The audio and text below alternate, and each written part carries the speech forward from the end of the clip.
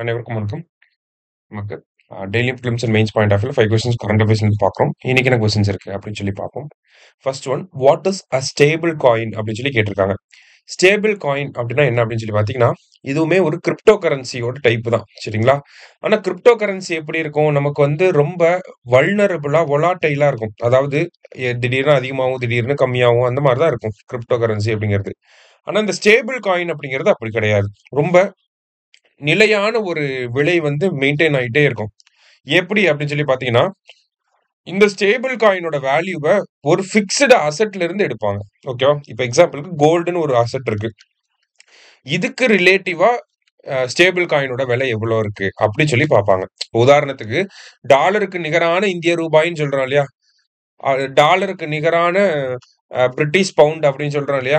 அந்த மாதிரி கோல்டுக்கு நிகரான ஸ்டேபிள் காயினோட வேல்யூ என்ன? அந்த மாதிரி ஒரு ஃபிக்ஸ்டு அசெட்ட பேஸ் பண்ணி அதுல இருந்து வேல்யூவை கால்குலேட் பண்றதுனால இந்த ஸ்டேபிள் காயின் அப்படிங்கிற இந்த டைப் ஆஃப் கிரிப்டோ கரன்சி அப்படிங்கிறது நமக்கு வந்து ரொம்பவே ஸ்டேபிளா இருக்கும். ஓகேங்களா? அதான் a crypto asset that aims to maintain a stable value relative to a specified asset or pool of assets. ஒரு அசெட்டா இருக்கலாம், இல்ல ஒரு குரூப் ஆஃப் அசெட்டா இருக்கலாம். அதை பேஸ் பண்ணி இதோட வேல்யூவை டிரைவ் பண்றதுனால இது ரொம்ப ஸ்டேபிளா இருக்கும் அப்படின்னு சொல்லி சொல்றாங்க. சரியா? இதுக்கப்புறமா ஃபியூச்சர்ல இந்த ஸ்டேபிள் காயின்ஸ் அப்படிங்கிறது எல்லா எக்கனாமிஸ்லயும் வரப்போகுது.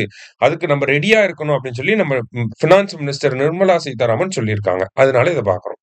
அடுத்தது, த லயன் டைல்டு மக்காவ் அப்படின்னா சிங்கவால் குரங்கு. மெட்ராஸ் ஹெட்ஜ்ஹாக்னா மெட்ராஸ் முள்ளம்பன்றி. ஸ்ட்ரிப்டு ஹைனானா கழுதை புலி. அடுத்தது ஹம்ப் ஹெட்டட் மஷீர் அப்படின்னா இது ஒரு மீன் வகை. இது எல்லாமே some of the endangered species found in Tamil Nadu அப்படின்னு சொல்லி கொடுத்துருக்காங்க. கரெக்ட் தான். இது எல்லாமே என்டேஞ்சர்ட், கிரிட்டிக்கலி என்டேஞ்சர்ட் அந்த கேட்டகரியில இருக்கிறது. Tamil Nadu government has sanctioned 1 crore for the conservation of these species அப்படின்னு சொல்லி கொடுத்துருக்காங்க. ரெண்டுமே கரெக்ட் ஸ்டேட்மெண்ட் தான். போத் கரெக்ட் அப்படிங்கிற கரெக்ட் ஆன்சர். அடுத்தது, hump headed mahseer critically endangered fish is abundantly found in. So இந்த மஷீர் அப்படிங்கிற இந்த மீன் வகை எங்க அதிகமா காணப்படும் அப்படின்னா இந்த மோயார் அப்படிங்கிற இந்த ரிவர்ல மட்டும்தான் அதிகமா இருக்கும். சரியா? ஆனா இப்ப அதுவே அழிஞ்சிட்டு வருது. அதனாலதான் அதை பாதுகாக்கிறதுக்கு வந்து ஃபண்டிங் வந்து ஒதுக்கி இருக்காங்க. சரியா? மோயர் ரிவர்ல தான் அதிகமா இருக்கும்.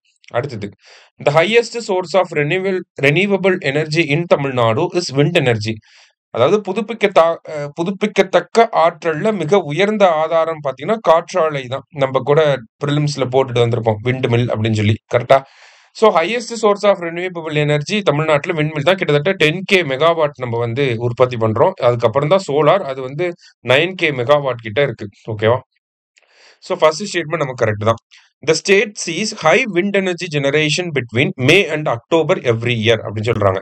ஸோ தமிழ்நாட்டில் விண்ட் எனர்ஜி அதிகமாக எப்போ ஜெனரேட் பண்றோம்னா மேல இருந்து அக்டோபர்னு சொல்றாங்க. ஏன் மேல இருந்து அக்டோபர், ஒய் அப்படின்னு சொல்லி பார்த்தீங்கன்னா மே மாசத்தோட மிடில் தான் 20 மே 20 மே 25 அப்படி சொல்லி தான் மான்சூன் அப்படிங்கிறது ஸ்டார்ட் ஆக ஆரம்பிக்கும். அக்டோபர்ல வந்து மான்சூன் அப்படிங்கிறது முடிஞ்சிடும் ஓரளவுக்கு. சரிங்களா? சவுத் வெஸ்ட் மான்சூன் அப்படிங்கிறது. ஸோ இந்த டைம் பீரியட்ல கேரளாவில் நல்ல மழை பெய்யும். ஏன்னா அவங்க விண்வெட் சைட்ல இருக்காங்க.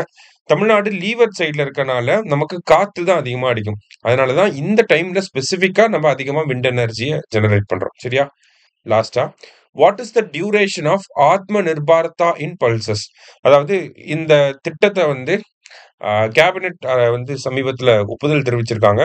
பல்சஸ் பல்சஸோட ப்ரொடக்ஷன்ல செல்ஃப் ரிலையன்ஸை வந்து அச்சீவ் பண்ணணும், சுயசார்பா அச்சீவ் பண்ணணும் அப்படிங்கிறதுக்காக. ஸோ அதனுடைய திட்டம், அதுக்கான டியூரேஷன் பார்த்தீங்கன்னா 2025 இருந்து 2031 வரைக்கும். சரியா? ஸோ இன்னைக்கு 5 கொஸ்டின்ஸ் பார்த்துருக்கோம். தேங்க்யூ.